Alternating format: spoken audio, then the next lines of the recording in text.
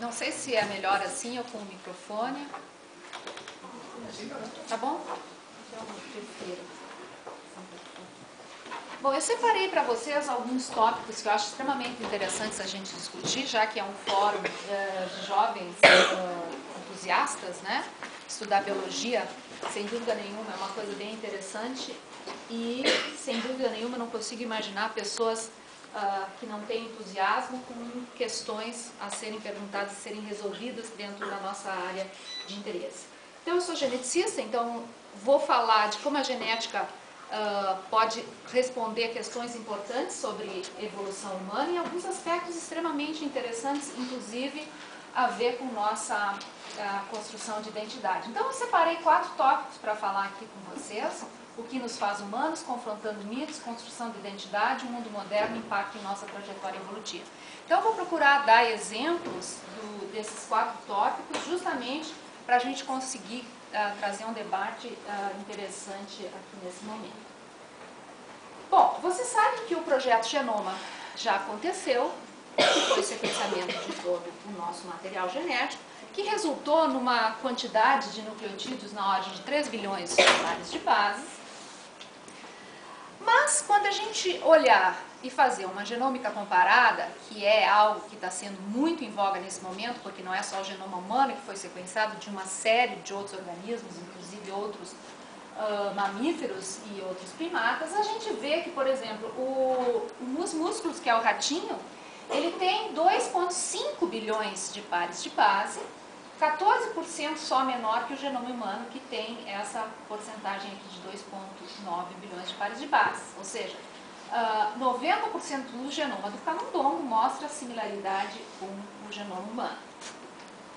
Mais impressionante ainda é a nossa identidade com o chimpanzé, que já tem todo o seu genoma sequenciado também, e nós chegamos a um nível de identidade na ordem de 99%. Essa identidade é tão grande, assim, só para mostrar um exemplo, esse é um gene que a gente está estudando aqui, é um exon de um gene, aqui está os humanos, aqui está o chimpanzé, a sequência nos humanos, o chimpanzé quando tem pontinha que é igual, vocês podem ver que no gorila tem uma diferença, chimpanzés e humanos absolutamente igual. Isso a gente encontra em 99% do nosso genoma. E vocês veem as diferenças marcantes com relação a uma série de outras espécies. Então estamos nós aqui, Homo sapiens, as duas outras espécies de chimpanzés, o gorila e o orangotango, os grandes primatas, nessa relação filogenética. Uma idade de divergência entre humanos e chimpanzés na ordem de 6 milhões de anos. Tem alguns autores que inclusive propõem que os dois espécies de chimpanzés entram dentro do gênero Homo, tamanha a similaridade nossa com essas espécies, então não seríamos os únicos espécies dentro do gênero Homo, nós estaríamos acompanhados de mais duas, né? Homo trogloditas e Homo paniscus, junto com Homo sapiens. É uma sugestão em função dessa similaridade. Aqui é uma pesquisadora extremamente importante que trabalhou com comportamento animal. Ela foi a primeira, aqui é uma foto dela na atualidade, aqui foi quando ela...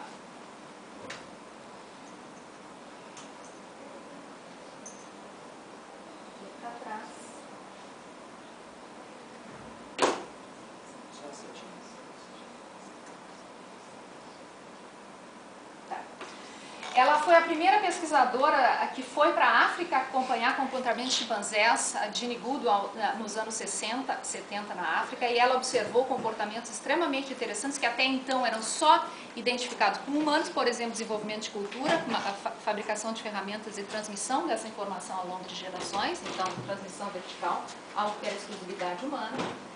Aqui é uma foto dela recentemente. Então hoje inclusive se fala em cultura entre outros grandes macacos, tá? Essa é uma revisão que saiu em 99 na Science, falando em cultura entre chimpanzés. E esse trabalho é um trabalho de 2003 também, saiu na Science. Eles são tão parecidos conosco que inclusive eles têm patologias psiquiátricas muito similares com as nossas. Eles têm mesmo sintomatologia com relação à depressão, comportamento obsessivo compulsivo.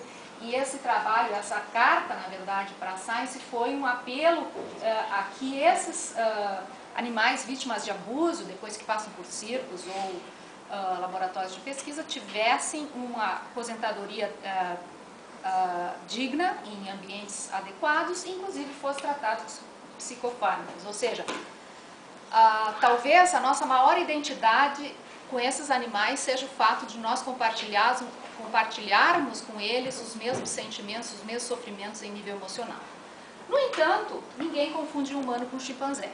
Então, surge a questão imediatamente ligada a isso, o que nos faz humanos. Se eu fosse um chimpanzé, talvez eu fosse perguntar o que faz um chimpanzé. Nós temos uma trajetória evolutiva particular, assim como o chimpanzé tem a dele, que nos coloca, então, para saber o que nos faz humanos, né? Aqui, então, está a separação humanos e chimpanzés, toda essa linhagem de hominídeos.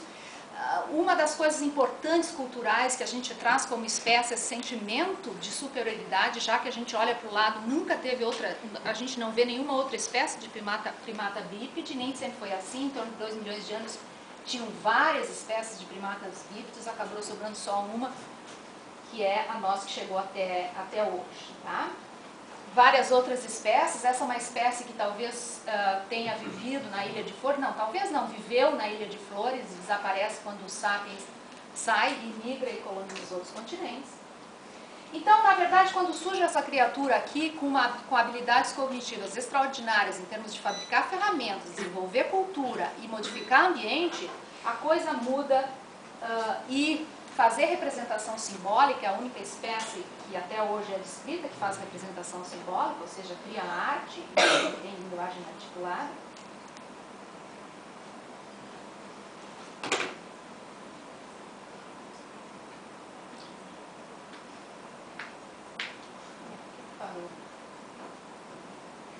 Bom, então a gente chega à questão que faz nós sermos o que nós somos, né?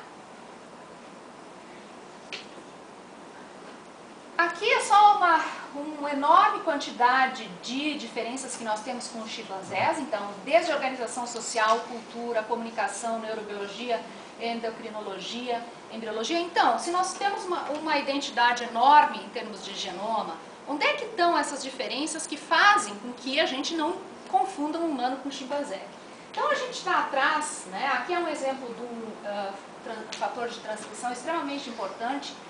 Foi descrito, ele é chamado gene da fala, ele foi descrito só na linhagem humana, 2 mutações diferentes fixadas em humanos, provavelmente associada às habilidades cognitivas de falar. Nos outros grandes macacos não está. Esse é um gene que nós estamos trabalhando aqui no departamento. Também encontramos algumas variações específicas relacionadas à morfologia dental só em humanos. E esse é um trabalho que saiu agora de um grupo de pesquisadores norte-americanos, extremamente interessante com relação a esse enhancer, que na verdade é uma região do DNA que promove, que acelera a transcrição de regiões genômicas, e eles propõem que essa região ela está extremamente conservada ao longo da trajetória evolutiva, não tem diferença em vários organismos, chega na linhagem humana, aparecem algumas mutações muito específicas. E se aqui a gente vê, olha aqui, ó, essas mutações aqui, só nessa regiãozinha de 80 pares de base, tem 13 mutações que promovem mudança de aminoácidos só fixada em humanos. E houve bastante discussão no início desse ano, se isso era o acaso, se era seletivo, os autores acham que é seletivo, aí outros autores achavam que era o acaso, etc.